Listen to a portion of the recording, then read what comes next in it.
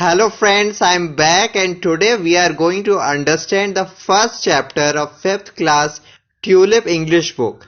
The name of this chapter is The New English Teacher. So, I'm going to explain you this chapter in Hindi today.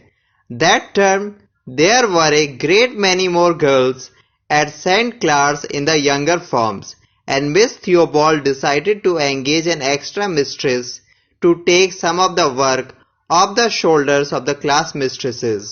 So, Saint Clare's school में उस term में उस session में Saint क्लार्स एक girls school है. वहां miss थियोबॉल्ड जो principal थी उन्होंने डिसाइड किया कि वो एक एक्स्ट्रा मिस्ट्रेस हायर करेंगे, एक्स्ट्रा टीचर हायर करेंगे, जिससे कि जो क्लास टीचर्स हैं उनके शोल्डर से कुछ वर्क कम हो सके.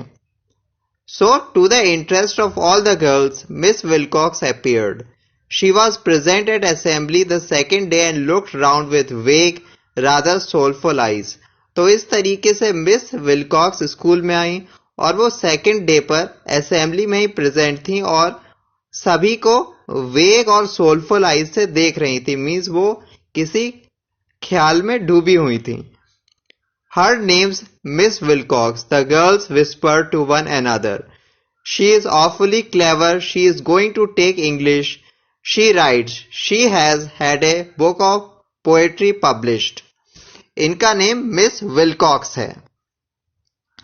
गर्ल्स ने एक दूसरे को विस्पर किया, मीन्स खड़े खड़े एक दूसरे से दबी आवाज में ये कहा, और ये बहुत ही क्लेवर हैं और ये हमें इंग्लिश सिखाएंगी और ये लिखती भी है. मीन्स इनकी पोएट्री की एक बुक पब्लिश हो चुकी है. All the girls gazed at Miss Wilcox with awe. They thought that anyone must indeed be clever to have written a book. Miss Wilcox gazed back at the girls, her eyes dreamy and far away. What could she be thinking of? Another book, perhaps. तो सभी girls अब miss Wilcox को औ से means आश्चर्य से देख रही थी. वो यही सोच रही थी अगर कोई बुक लिख सकता है तो वो क्लेवर ही होगा, बहुत इंटेलिजेंट ही होगा. मिस विलकॉक्स भी गर्ल्स को देख रही थी लेकिन उनकी आईज ड्रीमी थी, मीन्स वो किसी ख्याल में डूबी हुई थी. तो गर्ल्स सोचती हैं कि वो क्या सोच रही हैं, शायद अपनी नेक्स्ट बुक के बारे में सोच रही हैं. It was always exciting to have a new teacher. I do really. I think she looks as if all kinds of beautiful thoughts are passing through her mind, said Anne Mary. हमेशा excited होता है जब एक नया teacher school में आता है और मैं तो बहुत एक्साइटेड हूं और बहुत अच्छे अच्छे विचार मुझे लगता है उनके माइंड में आ रहे हैं. ऐसा कौन बोलता है? एन मैरी बोलती है. She is probably wondering what there will be for lunch, said Bobby. I always suspect those people that look dreamily into the distance. And Mary does it sometimes, and I know jolly well that half the time she is wondering if Felicity has remembered to get the cakes for tea or something like that, and the other half she is thinking of nothing at all. तो मुझे तो ऐसा लगता है कि वो ये सोच रही हैं कि वो लंच में क्या लेके आई हैं. ऐसा कौन बोलता है? बॉबी बोलती है.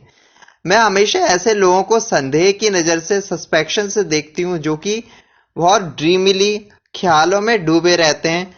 और जैसे कि जॉली है, वो हमेशा यही सोचती रहती है कि फेलिसिटी केक्स के साथ टी ला रही है या नहीं ला रही है और ऐसी दूसरी चीजें, और आधे टाइम तो उसके दिमाग में कोई विचार ही नहीं आते. तो ये सारी चीजें कौन बोल रही है? बॉबी बोल रही है, जो कि उस टीचर को पसंद नहीं करती है.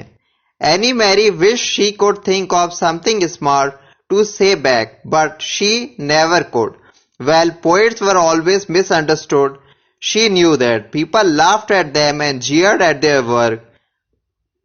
But then, years after they were dead, people said how wonderful they are. Perhaps Miss Wilcox will know that I am a real poet, she thought. It would be nice to have someone on my side. I dare say if Miss Wilcox reads my poems and likes them, she will make the others change their minds. I will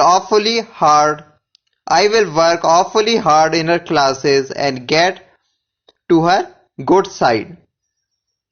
तो any Mary सोच रही थी कि वो बॉबी को कुछ answer दे सके, उल्टा बोल सके, लेकिन उसके दिमाग में ऐसा कोई आंसर नहीं आया। तो आगे एनी मैरी सोचती है कि जो पोएट्स होते हैं उन्हें हमेशा मिसअंडरस्टूड ही किया जाता है। जब तक वो जिंदा होते हैं लोग उन पे हंसते हैं, उन्हें जीयर करते हैं, बुरा भला कहते हैं, लेकिन उनकी डेथ के बाद वो उन्हें प्रेज करते हैं, उनकी तारीफ करते हैं।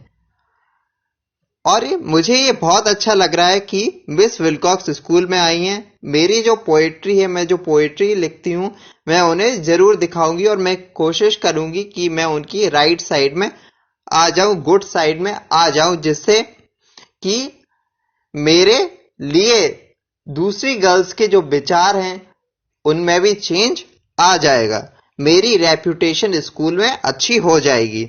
ऐसा कौन सोच रहा है? एन मैरी सोच रही है।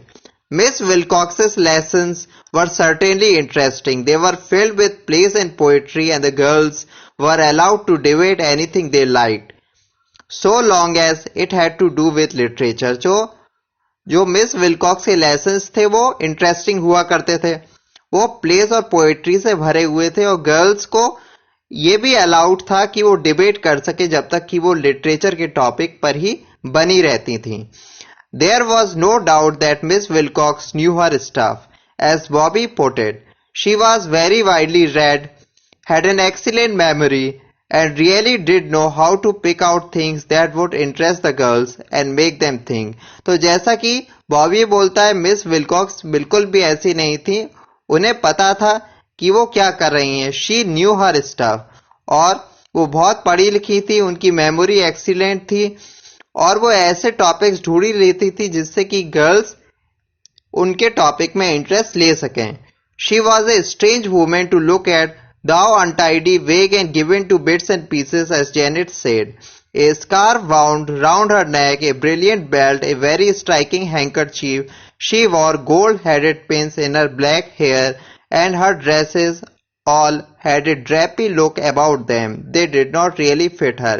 लेकिन वो एक स्ट्रेंज वुमेन थी, मीन्स दिखने में वो बहुत अजीब लगती थी, वो अनटाइडी रहती थी, वेग थी, मीन्स वो कंफ्यूज रहती थी, और उनके जो कपड़े थे वो भी अच्छे नहीं थे, जैसा कि जेनेट ने ऑब्जर्व करके बताया था। उनकी नेक पर हमेशा एक स्कार्फ रहता था, एक रुमाल रहता था, उनका बेल्ट अच्छा था, उनका हैंकरचीफ स्ट्राइकिंग था जिसपे सबकी नजर जाती थी, और वो गोल्ड हेडेड पिन्स अपने ब्लैक हेयर में लगाती थी, और उनकी जो ड्रेसेस थी वो ड्रेपी होती थी, मींस ऐसा लगता था कि जो ड्रेस उन्होंने पहनी हुई है वो उन्हें फिट नहीं आ रही है। She had an affected voice which rather spoiled her reading of poetry, for she pitched it deep and low when really it should have been quite ordinary.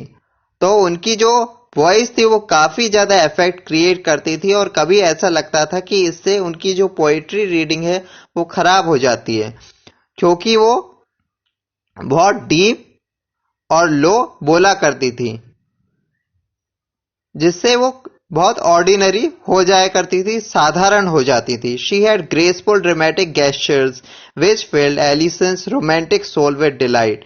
लेकिन उनके जो गेस्चर्स थे, जैसे ड्रामा में हम कई तरीके से अपनी भावनाएं प्रकट करने के लिए मुद्राएं बनाते थे, वो बहुत अच्छे थे, और एलिसन को इसमें बहुत मजा आता था। एलिसन कॉपीड वन और two of the gestures. She flung out her hand dramatically when she was telling Pat and Isabel something and hit Bobby with the back of her fingers. तो Allison उनके एक दो gestures को हमेशा copy किया करती थी। एक बार ड्रामेटिकली वो पैट और इजाबेल को कुछ बता रही थी और गलती से उसकी फिंगर्स पीछे बॉबी को लग जाती है।